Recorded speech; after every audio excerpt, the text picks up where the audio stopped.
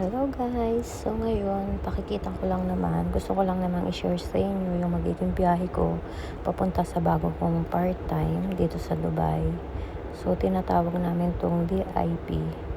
Yung magiging biyahe namin siguro is 1 oras. Kung hindi traffic, mas maaga sa 1 oras. Pero kung traffic, aabutin ng 1 oras at kalahati. So, sa tingin ko naman hindi traffic kaya medyo mabilis yung pagdadrive ng driver namin. So, tingnan nyo guys, ang gaganda ng mga buildings.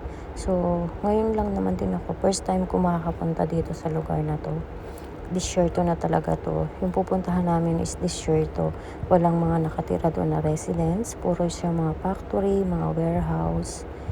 So, wala kang makikitang mga establishment, walang mga tindahan, walang mga malls. Ano lang siya talaga, mga factory nga, mga warehouse, mga ganun lang siya.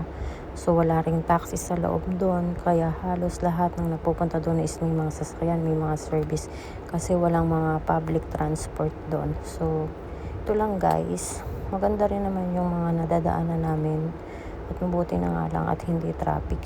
Kaya hindi nakakainip kasi maaga din yung alis namin ngayon at maaga yung pasok namin. So maaga kami nagising kaya maganda din yung bayahin namin.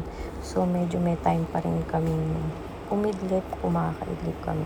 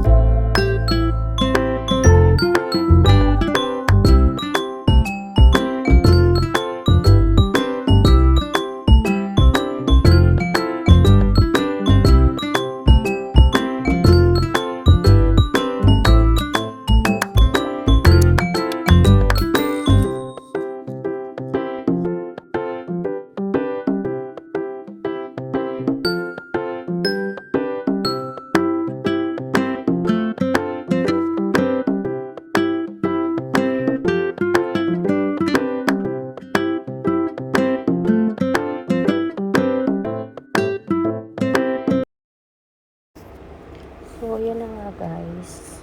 Malayong-layo pa kami. Siguro mga 30 minutes pa bago kami makarating doon sa warehouse na pupuntahan namin. So, yan lang guys. Thank you for watching. Please share and subscribe. Yan lang guys. Salamat.